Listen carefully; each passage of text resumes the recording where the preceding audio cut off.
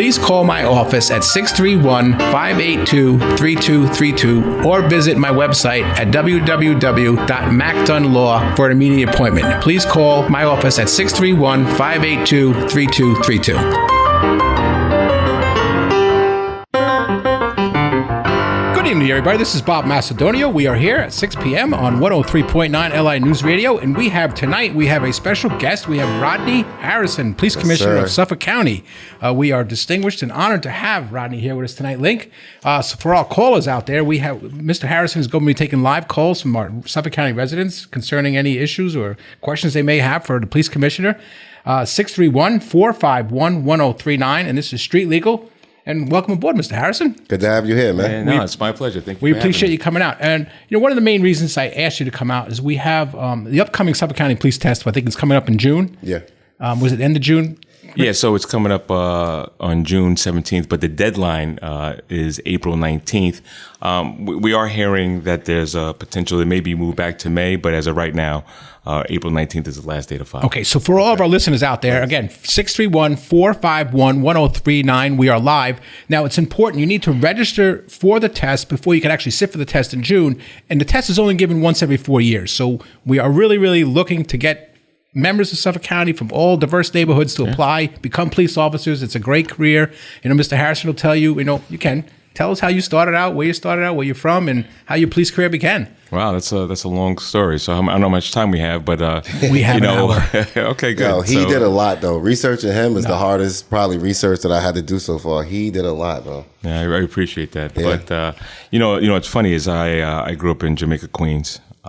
Southside, in a co-op called Rochelle Village, and growing up there, wasn't the most police friendly community in the city, and I'm gonna be honest with you, Bob, I had negative experiences with law enforcement. And Commissioner, we talk about that. Link grew up in Wyandanch, and I'm not going to compare the two neighborhoods, but it's the same. Very much so. Very much the same. A lot of the interaction that the residents of Wyandanch have with the police is negative. Mm-hmm. So the impression of police officers, where we discuss this in other shows, is there's a hesitancy of some of the residents to take the police test, become police officers, because they're not looked at fondly. Right. That's right. We need to change that. Yeah, and that's one of the reasons why I took this position. But let me go back to how I got here, and then I think one of my roles as being the police commissioner of Suffolk County is to inspire people that look like me to come into the police department. And that's why I'm on this radio show. That's why I've been hitting up the different schools and talking about some of the positives it comes with going into this line of work. But like I said, negative experiences. Bob, growing up, never wanted to go into law enforcement. I actually went to college. I played a year of college ball at Springfield College. Nice. I was going into physical education and wanted to be athletic director. And I kind of didn't have my priorities right in my first year, so I had to do it fifth year. And Carl Harrison put a foot in my behind. And he was like, check this out. Listen, I'm not paying for school anymore. You can either go get a job, you go join the armed forces, or you could try this cadet corps program out. Now, the cadet corps program is a internship in the NYPD where you work at a precinct, you do administrative stuff, but it also pays for your tuition. So kind of like ROTC, but very much so. So I had to is it a career or is it a calling in life? What do you think it is? Most people take it as a career, or is it actually a calling? I want to be a cop. So it's a career. Okay. For some people, it's a calling. For me, I think it was definitely a calling because I've been very blessed, and I'll talk about my family background and everything else like that. So it's definitely been a calling for the Harrison family.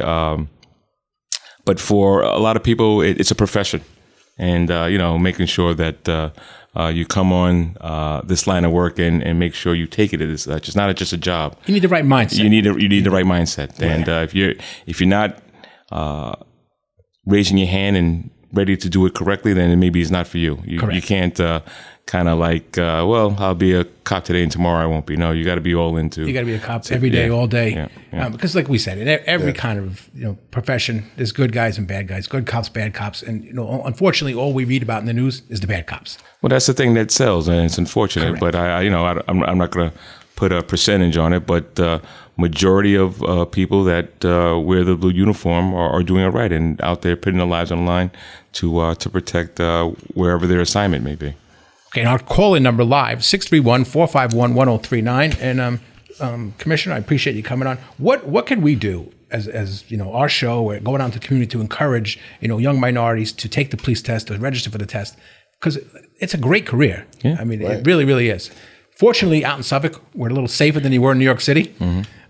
But what can we do? Well, hear my message. You know, once again, as you heard, a guy that never wanted to become a cop, become the chief of department of the NYPD. You know, I was able to raise to the ranks to the chief of patrol. I was the first black chief of detectives in the NYPD, and then I became the chief of department, where I oversaw 35,000. You know, and I think my story needs to be shared. Yeah, people who have that negativity or I don't want to go into law enforcement, you know, hear my story. And I think this is what it's done for me. This is what it's done for me. Yeah, no doubt about it, brother. And I think I've read both of your daughters.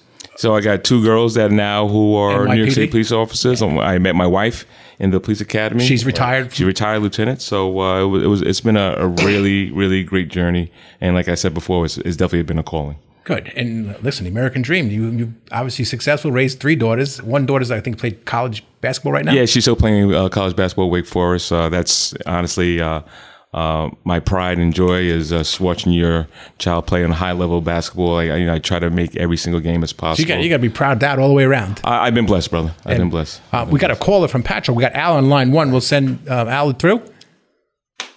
Yeah, hey guys. Al, you are live on Tree Legal with Commissioner Rodney Harrison. Thank you. I got a question for you. With all the young people and the protests for defund the police, I mean, you're looking for young recruits, but with the media and everything, they just dislike the police so much. How are you going to overcome that? Get young people to become police officers. As far as it being a job or a profession, I mean, it's a profession that you got to carry a gun and wear a bulletproof vest to work. So it's not like being an accountant. So they really have to really want to do this. But how are you going to overcome the horrible media that right now cops are receiving? Yeah, that's a great question. Great question. Yeah. And I'm going to try to answer that in a couple of different ways.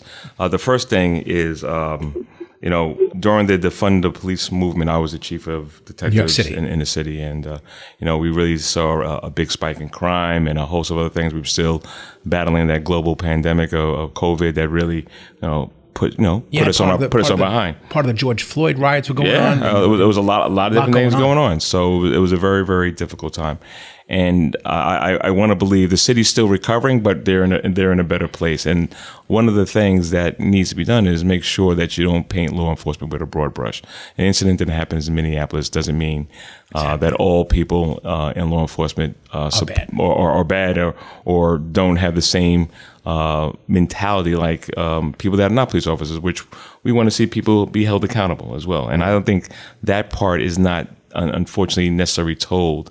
That there weren't any police officers out there that didn't have the sympathy for the George Floyd family and himself, and we were all angry because I don't think there was any person out there. You watched that; it was horrific. It was horrific. Yeah. But what happened was, people saw that, and guess what happened? If you're a New York City police officer, you're at fault. If you're a Suffolk County cop, you're the reason why this is happening. And then once again, people take a situation that happened halfway across the country, and all law enforcement was affected by it. So it was a difficult time. There are opportunists that will take advantage of every situation, no matter what it is, Link, and they'll run with it for their own agenda, and that's what I think happened a lot with that. A lot of it too is like what you just said, the bad apple thing, right? Yeah. Like the black community, does get tired of hearing there's a bad apple in every bunch. When there's this many bad apples, when there's this many people dying at the hands of law enforcement, and you look when they come on the scene. You're almost supposed to feel more secure, but that's not what happens in the communities that you visit. You've been to one or two times. And the communities you grew up in, you said, it's the same thing. Yeah, like even with Ray Tierney, he's a great guy, right? But with all my anxiety and all these things built up about me and the traumas and police and all these things, the moment he was here and we shared a space, I threw up. That's a real thing. And so imagine it affected you to a point where it's a physical thing for you. Right. And I'm affected to the point where it's physical to me. But I do appreciate my opportunities when I get to sit and have conversations with people that I used to look at and be almost terrified of immediately, whether or not I was doing anything wrong. Because I'm like, maybe they can see what I did earlier or something. Right. And so whatever it was like I had a real problem. Even trying to share space, making eye contact, any of that, where it was law enforcement. I'm like, if I look at them too long, they're going to see something in me that, that's going to let them know I'm guilty. And I think that in our neighborhood, we all have this thing that's built into us to where we feel it's just best to stay away from the police, like regardless to what. And it is, the question that the caller had, it is, I do see it anyway as being a tough thing to get people from the mind state they're in right now to be like, I'm going to go fill out and go become a cop, by the April deadline. No doubt about it. So, well, I will say this, and you made some very good points, and I think you heard, everybody doesn't have a Carl Harrison in their life to kind of push them to say, hey, listen, go this direction. And so what do we do as law enforcement to try to change people's mentalities? And and one thing that we all can say is we've all seen Suffolk County police officers grinding, getting back with the community, making sure we're doing giveaways, making sure we're engaging, making sure we have cops and kids events, making sure we're participating in community engagement. But then that story sometimes is not told. So people automatically jump to the negative and automatically say, hey, you cops, I had this bad experience, or I heard this bad experience, all you cops are bad. But when cops do the right thing, when we deliver a baby, when we rescue somebody, when we do this and the other, that goes underneath the radar. Bringing gifts to the poor. Bringing gifts to the poor and helping out the homeless. I mean, I could go saving somebody that has an overdose. I mean, I could go on and on and on with about the rescues, but unfortunately, administering a Narcan, that part of our job gets left out. So yes, listen, are there some cops that make mistakes? 1,000%. That's my job to make sure I weed them off. Correct. But I will say this: the one thing that we could all do better, law enforcement as well as community members, take a look at some of the great things that we're doing and make sure that that's being appreciated as well. Right. And one of the things I think I respect most about your resume is you are a cop's cop. Like, you're not a political person. You were not put here for political reasons. You were not put here for window dressing. You are a cop's cop and have done every level of policing, from the beat cop to undercover narc busts to running investigations to running the entire police department. So you know what you're talking about when you go there, which is similar to what I said of Ray Tierney. Ray Tierney's tried every level case that's come across this county. He's not a political figure like the prior DA we had who never went in the courtroom. Ray has done everything, putting MS-13 away, and I respect the both of these enormously because it brings a different perspective to the county. So and Mr. Toulon too, to put him in there, because he's also from Rikers Island, corrections officer. Now he's running a jail. So I will say this. By the way, I'm a little offended that I came up third on your program. I should have been the first one on this program. I'm just joking. I couldn't get a hold of you. That's a joke. That's a joke. You got to blame Tom. We got your community relations guy. I asked Tom from day one. No, I'm joking. But on a serious note, but Errol hasn't been on yet. Yeah. But me and Ray worked together in Brooklyn. Yeah. When he was a Brooklyn district attorney, we did a lot of great things. We did some cases where we brought some very, very problematic gangs down, and it was really great work. And then when he came out here, we definitely partnered up. So I called the three-headed monster between myself, Ray, and Earl regarding making sure we're making Suffolk County safe. And, public safety is very, very important to me. Sure. Making sure we're protecting victims is a priority in my 30 years in law enforcement, and now that I'm out here in Suffolk County. Right. But also, we got to make sure that we're having that engagement as well. Yeah. Like, everything can't be an arrest. You can't arrest your way out of a lot of different things. There's got to be other ways of going about it, but it definitely has to be a partnership. De-escalation. De-escalation is what I would like to see more in a neighborhood that doesn't trust police officers. I think, like, if you want to really open up the door to get these conversations between police officers, the residents of a community, they have to know the police to be, yes, absolutely there for safety first, but they have to know that these cops have willingness to de-escalate something and not just start making threats, because ego exists in all humans. So cop or uniform or a badge or none of those things, if somebody says something rude to me, none of those things will make me like take into account that they're wearing them. I'm going to want to be rude back. And so as the aficionado, the person who says, well, I get to control this scene, the de-escalation has to come on the part of the officer, and the community needs to see a lot of that, because right now we got is a lot of cops flexing, you know, and I'm not saying when you're around they're going to do that, but I'm saying when you're not around, this is what people do. It's going to be probably some callers today with stories, and I don't want to, like you said, just only put light on what it is that people are disgruntled with the police about, because there's a lot of good that goes on with cops. Right. Unfortunately, we have a media that only likes to amplify what it is that happens bad with police, because it's run by... That moves the needle. It is what it is. We talk about this during politics. They want us fighting. They don't want a black man and a white man getting along. They want us fighting. They want us politically divided. It sells.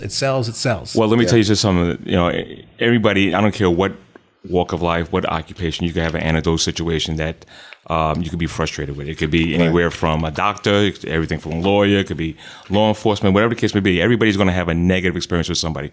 But I also will say this, it's a lot more detrimental when you have a negative experience with law enforcement. It is what it is. So that's why it's very much impactful. So we got to make sure that the men and women of the department understand the importance that if you go out and treat somebody with if you're discourteous to somebody, we put it that way, that has an effect on the whole police department and the image that we're trying to make sure that is in an appropriate light. So, you might have had a negative experience. The one thing I will say is, have there ever been any positive stories or experiences that we've taken from and shared that with your family or the people that you're around? That everybody can't always say cops are bad, cops are bad, cops are bad. Have there been cops that have done things that are not in the best light of this department? Absolutely. The next thing is this: have we talked about the positive things? No. And that's got to be the conversation that we need to build on going forward. Right. Every year you read about lawyers stealing other escorts. They're bad lawyers too. It goes on. Our New York City mayor, Adams, I assume you worked with him. So I worked with him during his journey coming up in NYPD. He's very good friends with my mother-in-law. He is good friends with my wife as well. So we have a very good relationship. He was very active with the Guardians coming up in the ranks and really did a lot of great things for the black and brown officers in the NYPD. He's really a very, very strong individual, and I'm seeing some good things that he's doing in the city. Listen, tough job. New York City mayor is a tough job because toughest job in the country. Harder than that than the president, I believe. Yeah, I agree. Bail reform. Mm-hmm. What's your feeling on bail reform? How does it affect policing? If the cop's just going to go out and do all this work, do this job, and have to issue an appearance ticket, and the guy's going to be out in the street before he's done with the paperwork? That's a good one. So I'm the wrong guy to ask about bail reform. Let me tell you why. It's here to stay. It is what it is, and we have to work our way around it. Is it something that makes the job a little bit harder for us? Yeah, it does. But you know what, though? It's here. We have to deal with it, and we have to work around it and continue to find a way to make our community safe. As a criminal defense lawyer for 30 years, I saw a need for it because you have a good member of the minority community you set $1,000 bail. Mm-hmm. That's the family's monthly rent. Mm-hmm. They're going to have to go post this on bail. This guy's going to sit in jail for a minor crime, which often happened until bail reform, which I think that's what it really was meant to impact. Mm-hmm. Right. I do believe you need to give the judges more discretion to look at the person's record, their history. But again, I don't want to discourage cops because a lot of cops will say, "Oh, what am I bothered for? He's going to get an appearance ticket. He's going to be back out before I get home." Well, I'm going to just throw another angle at you once again, because I don't want to get so caught up in bail reform. Because the truth of the matter is this: I think we use that as a tool to sometimes make excuses, and I've never been one to make excuses. The truth of the matter is this: we have bail reform, but I'm also an advocate for victims. And that's the one thing that we have to make sure we take in consideration when we're talking about changing legislation, changing laws. Are we making sure we're protecting victims in the process? And unfortunately, take a look at bail reform. You've seen it too often where someone has been arrested and has been able to come right back out and then bully or intimidate or threaten the person that has made the. So that's why people are reluctant to come forward, knowing that, hey, listen, if I come forward, this person may come back out again and then intimidate me some more or my family members some more. Right. So it's definitely a delicate balance. The one thing I will share is discovery is the thing that hurts us the most. Because people are, giving over their information to the defense attorney in a certain time frame. That to me is the boogeyman, and I think that's something that we need to take a closer look at regarding protecting work. Well, that's a whole nother conversation. But what are we telling the victim? Like, what are we telling the victim to say, hey, listen, or the witness, hey, listen, if you cooperate, hey, your information is going to go to the defense attorney. Like, with your address. What are we telling the victims? Yeah. And like I said, I'll say this the whole show. I am a victim advocate. I'm here to protect people. I'm going to make sure that everybody's safe. I don't care what community you live in. Listen, I'm a criminal defense attorney. I agree with you, protecting victims. I also want to protect the rights of my client, but there has to be a balance there to somewhere along the line where we both sides are protected. Let's get another call. Yeah, what's with the phone? We got another call. We got a commercial break in 35 seconds, but we're going to come back. A lot of the hesitancy in the minority community to call the police on any kind of domestic issues going on was because of the negative interaction with police. And we talked about in the past. You almost rather take care of it yourself. That's what happens. There's a lot of hesitancy to call the cops. Who wants to dial that 911? That's the problem. We'll be back in a few short seconds. This is Bob Macedonia here with Street Legal. We have our Commissioner Rodney Harrison on tonight. All call-ins are going to be 631-451-1039. Please call in with any questions for Mr. Harrison. Thank you. We'll be right back. We are back. This is Bob Macedonia. We are here with Suffolk County Police Commissioner Rodney Harrison for round two. Round two, Rod. Yes, sir. I got a quick question. Yes, sir. Grew up south side of Jamaica, predominantly minority neighborhood. Yeah, you had indicated during the first half, negative police experiences. Yes, sir. You became chief of the department. And when you go back to some of these neighborhoods, how are you received? Like, how are police officers received that grew up with these negative experiences and they go back? Some people just hate cops. Yeah, that's a good question. So my parents still live in Rochdale. Okay. So I'm always going back there and just checking on, seeing how they're doing. And I see some friends from back in the day, and they're very proud of me.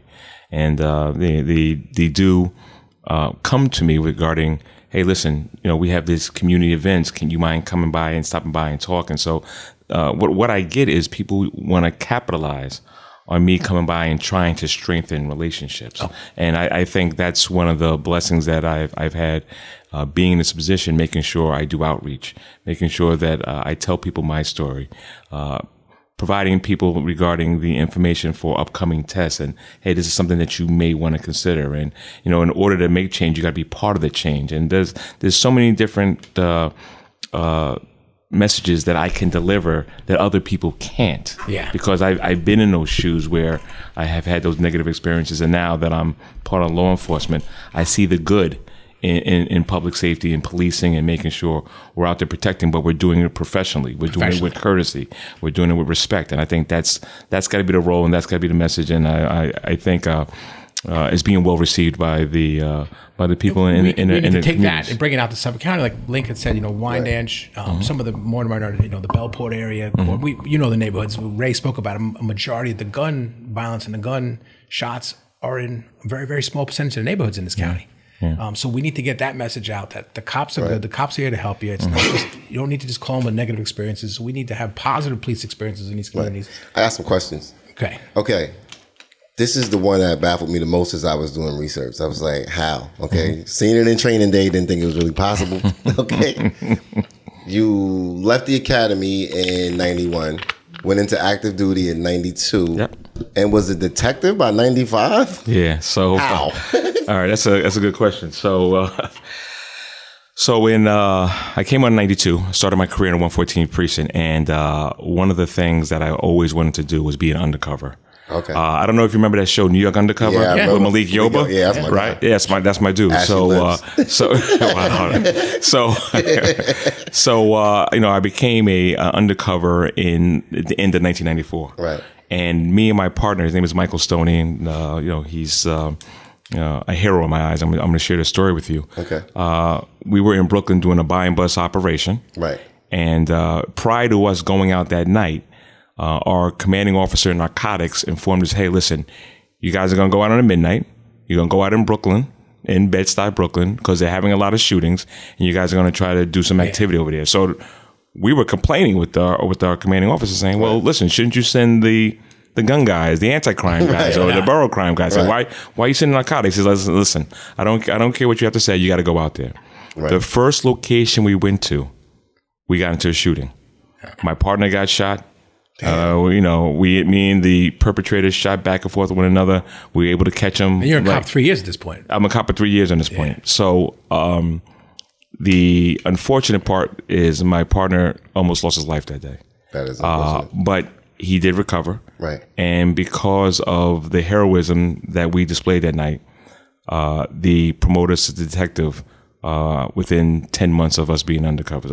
Actually, 11 months. Yeah, Link was wondering how you became a detective. So technically, you're supposed to get your detective shield after 18-month investigations, but they did the right thing. They felt we did something heroic, which, believe it or not, I always say, anybody that's an NYPD cop and they were in that same situation probably would have did the same thing, but they felt it was very heroic. And they promoted us to detective, and I had 3.5 years on as a New York City like I said before, detective. I'm wholeheartedly impressed with your career. We have a caller on line one. We want to send Schizo through on line one. Schizo. Hello. You are live with Suffolk County Police Commissioner Rodney Harrison. How you doing, sir? Nice to meet you. Nice to talk to you, brother. Little background on you, Skits. You want to tell the commissioner where you're from and what's going on? Yeah, I'm from Wyandanch, born and raised. Been there all my life, 40 years. And Skits, just tell the commissioner, like, what's the, like, your knowledge of interaction with the police from Wyandanch? I mean, he grew up in Southside Jamaica, so he has a little bit of his own experiences with what it was in the city. What's it like in Wyandanch growing up as a black man? I mean, to be honest, you had some good cops, and then you had a bunch of terrible ones. So, and a couple of the good cops, they actually headed the task force team and things of that nature. And I had some good experience and I had bad experiences. Well, that's like the commissioner said, Skits, is a lot of the good experiences don't get put out there as much as the negative experiences. The news doesn't go tell you about that. They don't write about that in Newsday. Right. All we hear about is the negative. We need to start spinning some of that and putting some of the good experiences out there. How about you give us your best experience and your worst experience with police? My best experience is with Superman one year. I was high school playing basketball, and Superman ran down on me, and he's like, "Man, get your life together, man. You shouldn't be out here. And it wasn't like, he was being a cop. He's more or less being a friend, and Superman never harassed me. He never harassed me. If I was in the wrong, I was in the wrong. But he always gave me respect as a man, and that was one of my best experiences. And I rock with Superman to this day. And my worst experience, I guess I could say that last year, when I had an altercation with a couple of the younger cops that I guess don't know me or whatever the case, and forget about even knowing me. Disrespect. The disrespect, and I'm an amputee. And I had an altercation where my leg was ripped off, and I had to crawl out of the first precinct, and from the first precinct, I had to go into the ambulance and stay in the ambulance overnight until they can give me a new leg. So I had some of the worst experience with, especially with Suffolk County. But like I say, I can't say all cops are terrible because I ran into some great cops, like even Miss Lewis. Miss Lewis is a great woman who tries to fail, who reaches out and does a lot of great things. So you can't categorize every bad apple. Skits, let me ask you a question. Were your bad experiences with white cops or black cops? I mean, to be honest with you, coming up, there weren't no black cops in the force. So you had very little interaction with black police officers in Wyandanch. And we had a Chinese cop. We didn't really have no black ones out there. So most of the experiences then with white cops. Right. Correct. Have you had interactions with any black police officers? Do you think there's a difference? Just curiosity from your perspective. To be honest with you, no, because at the end of the day, they're the minority on the force, and they're trying so hard to fit in. So they're the ones, to me, that goes above and beyond sometimes when it doesn't need to be. Commissioner, let me ask you, because the media puts this out there. Do you think there's systemic racism in police departments across the country? Or you think that's just media BS? Of course it is. There's systemic racism everywhere you go, but I will feel like it would be more inside the force because at the end of the day, it's the minority. And everybody sticks with their own, no matter how you want to look at it or what, everybody sticks with their own. Yeah. So I'm gonna politely disagree and so thank you so much for calling in. And Risco mentioned Lewis is a example of doing it right. Yeah. What she does with reentry and making sure she's giving back and putting people in the right direction regarding coming out and people going in the right direction, not going back to being recidivist is big. And that's big for public safety. I think that's something that we need to all talk about a little bit more. Yeah. And it's great to, for one person to come on the show and talk about it, but her CODA program is changing people's lives and getting people in the right direction. So we can't sit here and talk about systemic racism. Meanwhile, we have somebody in our department that's going above and beyond the call of duty and making sure we're getting people who are majority people from the brown and black communities and getting them in the right path. So, of course, people are going to make their own judgments. And unfortunately, I apologize that you've had negative experiences, but there's a lot more work that's being done. There's and you know, the training that we're putting into our cops, the recruitment we're doing to diversify this police department. There's a lot of things that are behind the curtain that people don't know about regarding what we're doing a lot more in the brown and black community. So, you know, if you have a bad experience, you know, listen, I'm going to apologize to everybody that has had one. But once again, there's also a lot of good things, a lot of positives that we're doing to make sure we help people as well. And for our listeners out there, the Suffolk County Police Test is coming up in June this year. You need to register by April 19th. That deadline may be extended, but go to Suffolk County Police Department website, register to take the test. The exam's given towards the end of June. It's given only once every 4 years, so you don't have to want to be a cop today. That's right. Take the test, do well on it. You may not, may want to become a cop 2-3 years from now, and it may become a great career. Well, I want to say this, you know, you hit it right on the nail. You know, if you've had negative experiences and, you know, listen, you want to be part of the change. You know, if you want to make change, you got to be part of the change. And I'm the story. I'm the guy who has had those experiences, joined the law enforcement. Now I'm in a position to diversify this police department. And I'm so proud and blessed to be in this position. I got to give kudos to the county executive, Steve Ballone, who, you know, gave me this opportunity. You know, the legislators all voted me in unanimously. I got to give a shout out to them. And, you know, they've been very supportive for me and my journey out here it's been a year and 4 months. So, you know, we have a lot of work to do. But I will say we're in a better place with this administration since I've been here. We have another caller on line one. We have Fly from Wyandanch. We put Fly through. Fly? Yeah. You are live on Street Legal with Police Commissioner Rodney Harrison. Fly. Hey, Commissioner, what's up, man? How you feeling, brother? What's up, man? Hey, yo, I'm calling though. I got a couple members with me though too, though, man. But we was just sitting here, we was listening, and it's a thing with like felons coming home and finding jobs, man. Like you got a lot of things going on in the community though, like a lot of violence and stuff like that. Because a lot of these felons are coming home though, they can't find no job, man. You know what I'm saying? Though, so they stuck, and they stuck with going back to what they used to doing though, man. I gave the state 13 years of my life. You know what I'm saying? And I came home and I went to school and I wound up getting a job in the hospital though, man. But that shit was hard as hell though, man. I had to cut a lot of corners though to even get that though. I had to put in the time though. And you got a lot of people though that got like felonies though, man. They not ready to put that time in though for that to happen for them like that though. You know what I mean? Because they not giving us no release though. You know what I mean? They not filling our documents or anything like that though. You know what I'm saying? No, we still going off of, oh, you got a felony. When that background check come back, it's quiet. You could be all the way, you know, the position could fit you completely though. You could have went in there in the interview and swayed them your way and everything is good and they'll call you back and say, yo, we want you. But the minute that background check come back though, it's quiet. But Fly, you know what? One of the things is the kids have to know this before they go out there and start hitting the streets, because the kid needs to know what the ramifications are of having that felony conviction. We're not even talking about the kids that already that didn't hit the streets yet. We talking about the kids that hit the streets and now find themselves in a position where everything is difficult because of it. That's what he's talking about. Yeah, everything is difficult because, and I feel like though we got to change that, man. It got to be a way, because that's why a lot of people is going back to jail, man. They going back to jail because it's very clear, Fly, that we got to create opportunity in Wyandanch. That has to be created. When I was a kid, there was an opportunity to do almost anything you wanted to do in Wyandanch. Anything from going to the rec center to play foosball, to go and play football in the open field, to just any and everything. We had so many different recreational activities. Now, it's a struggle to even have a sports team. You know what I mean? And so because our city has disintegrated in such a way, it's just deteriorated in such a way because the people in charge, to me, you know, and this is my own personal opinion. I'm not saying that anybody in this room with me shares this with me, but this is me.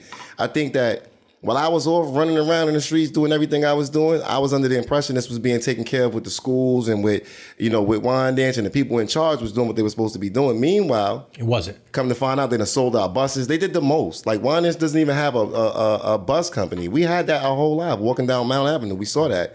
And now we put the people in place. They put us in the red. And so everything gets cut. And the first thing they cut is the opportunities. Mm-hmm. And so we got to put the opportunities back. Fly, what you're saying is not wrong. And for the people that are coming home who are looking to change their lives, because I was a 5-time felon. I'm here sitting right now with the police commissioner. The commissioner, you said they have New York City had a cadet program you were in as a college student. Does Suffolk have a similar program like that? We can get out to the young kids? Right. Yeah, so we had one. For whatever reason, they got rid of it. I'm trying to bring it back when I create this foundation and we get donations to help provide more finances to this department. But we also have the Explorer program. Okay. And the Explorer program is a very, very powerful program, which is something where, as a youth, you could, do different things within a precinct and help out with administrative duties and go to different events and really change your views on police departments. And it's a great concept. I'm gonna be honest with you. When I was a cadet, I was embarrassed. Like I would wear my jacket, and I wouldn't want anybody knowing that I was doing anything with the police department, because if you did, you were outcasted. Yeah. You know what I mean? So, and I can understand that that's probably still the same case now, especially in a lot of our inner city communities. But we gotta change the narrative. We got to be able to say, hey, listen, it's okay to be part of law enforcement because this is something that I want to do because I want to give back to my community. We have some great cops in our department that are from Wyandanch, that grew up in the struggle and have now are in a position to give back and inspire, have people inspired to be in the shoes that they're in. So, are they on patrol in Wyandanch? Some people are on patrol. Some people are in aviation. Some people are in our community relations bureau. We have people in all types of different departments and all different areas. So, it's important that we take advantage of this recruitment effort. And make sure we're in Wyandanch and asking people to join this organization and go through the process and make sure we're holding a hand through the process, which it's not easy.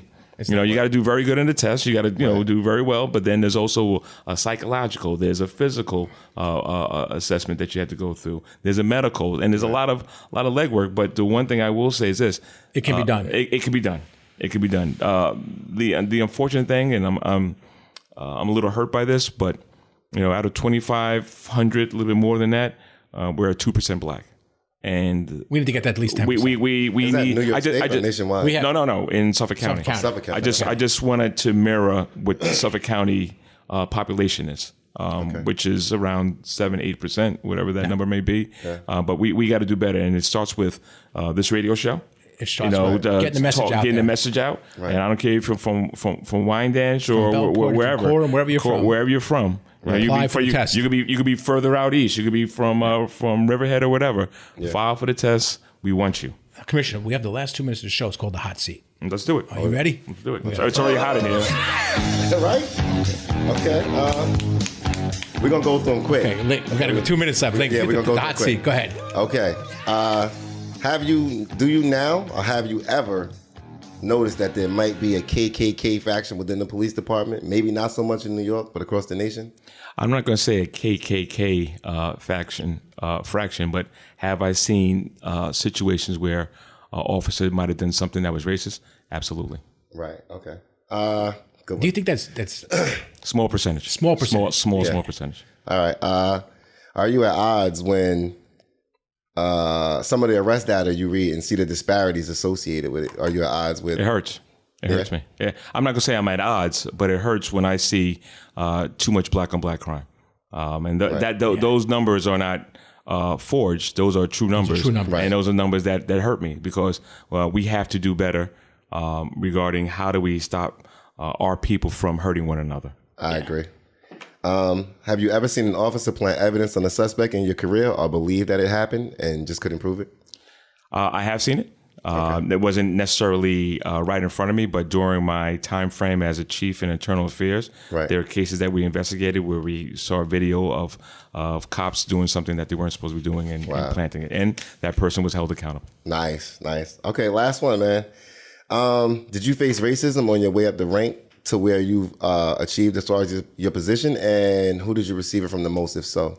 I don't want to say I received I'm sure what racism is. Well, let's do this. Okay. I received non-favoritism. All right. So in regards to, did I not get certain things because maybe the color of my skin, or was I challenged more because I didn't fit the profile they were looking for, of course. But you know what, though? That's all walks of life. But I will also say this. It's not an even playing field. Right. And it's also maybe a stronger person. I'm sure I'll work hard. We're proud. We are proud to have Commissioner Rodney Harrison as our guest tonight on Street Legal. We will definitely have him back. Again, that Suffolk County test is coming up. Please register by the end of April to take the test in June. This is Street Legal. We'll be back next Tuesday night at 6 p.m. And Commissioner, I appreciate you coming out. Thank you very much. If you want to stay free, call BOB. You want to get free, call BOB. Let's do it.